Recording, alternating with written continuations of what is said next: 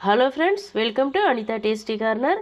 இன்றைக்கி நம்ம சேனலில் இட்லி தோசைக்கெலாம் வச்சு சாப்பிட்ற மாதிரி கம்மன்னு ஒரு தக்காளி கார சட்னி எப்படி செய்கிறதுன்னு பார்க்கலாங்க. ரொம்ப ரொம்ப சூப்பராக இருக்கும் இந்த சட்னி. இந்த சட்னி நீங்கள் செஞ்சு கொடுக்கும்போது நிச்சயமாக குழந்தைங்க வந்து அதிகமாகவே சாப்பிடுவாங்க. இட்லி தோசையை எதுவாக இருந்தாலும் அந்த அளவுக்கு இதோட டேஸ்ட் ரொம்ப சூப்பராக இருக்கும். அதே சமயத்தில் டிஃப்ரெண்ட்டான டேஸ்ட்டாகவும் இருக்கும். வாங்க இப்போ எப்படி செய்கிறதுன்னு பார்க்கலாம். ஒரு பேன் ஹீட் பண்ணிக்கோங்க. அதில் 2 டேபிள் ஸ்பூன் அளவுக்கு எண்ணெய் சேர்த்துக்கோங்க. மிதமான சூட்டில் வச்சுக்கோங்க, ஹை ஃப்ளேமில் வைக்க வேணாம்.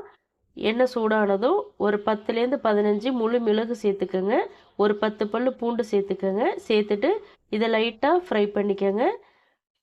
ரொம்ப நேரம் ஃப்ரை பண்ண வேணாம், லைட்டாக பொன்னிறமாக வந்தால் போதும். இது கூட ஒரு 100 கிராம் அளவுக்கு சின்ன வெங்காயம் சேர்த்துக்கோங்க. ஒரு 2லேருந்து 3 கொத்து கருவேப்பிலை சேர்த்துக்கோங்க. கருவேப்பிலை சேர்த்துட்டு இதை நல்லா வதக்கிக்கோங்க. இந்த சட்னிக்கு கட்டாயமாக சின்ன வெங்காயம் சேர்த்துக்கோங்க. ரொம்ப ரொம்ப சூப்பராக இருக்கும். இது வந்து இந்த அளவுக்கு நல்லா கலர் மாறுற வரைக்கும் வதக்கிக்கோங்க. வெங்காயமும் கருவேப்பிலையும் எந்த அளவுக்கு நல்லா வதங்கி வந்திருக்கு பாருங்கள். இது வரைக்கும் நல்லா வதக்கிக்கணும். இது கூட 3 தக்காளி பழம் சேர்த்துக்கோங்க. பெரிய சைஸ் தக்காளி 3 தக்காளி சேர்த்துக்கோங்க. ஒரு டேபிள் ஸ்பூன் தனி மிளகாய்த்தூள் சேர்த்துக்கோங்க.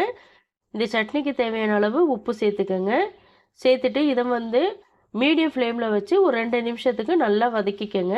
அந்த மிளகாய்த்தூளோட பச்சை வாசனையும் தக்காளியோட பச்சை வாசனையும் போய் நல்லா வதங்கி வரட்டும். அது வரைக்கும் நல்லா வதக்கிக்கோங்க. இப்போ பார்த்தீங்கன்னா 2 நிமிஷம் ஆயிடுச்சு. நல்லா வதங்கியிருக்கு பாருங்கள் தக்காளியெல்லாம். இந்த அளவுக்கு இது நல்லா வதங்கியிருக்கணும்.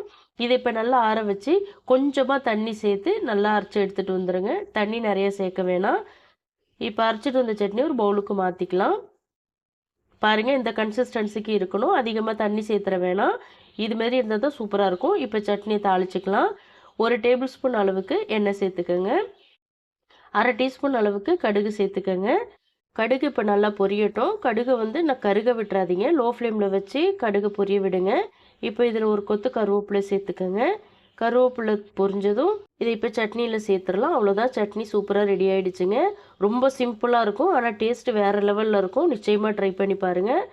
இட்லியாக இருக்கட்டும் தோசையாக இருக்கட்டும் ரெண்டுக்குமே ரொம்பவே சூப்பராக இருக்கும். இந்த சட்னியை இன்றைக்கே நீங்கள் செஞ்சு பாருங்கள். செஞ்சு பார்த்துட்டு உங்கள் ஃபீட்பேக் எனக்கு சொல்லுங்கள். இந்த சட்னி ரெசிபி பிடிச்சிருந்தா லைக் பண்ணுங்கள், ஷேர் பண்ணுங்கள். மறந்துடாமல் அனிதா டேஸ்டி கார்னர் சேனலை சப்ஸ்கிரைப் பண்ணிக்கோங்க. தேங்க்ஸ் ஃபார் வாட்சிங். நாளைக்கு இன்னொரு வீடியோவில் சந்திக்கலாம்.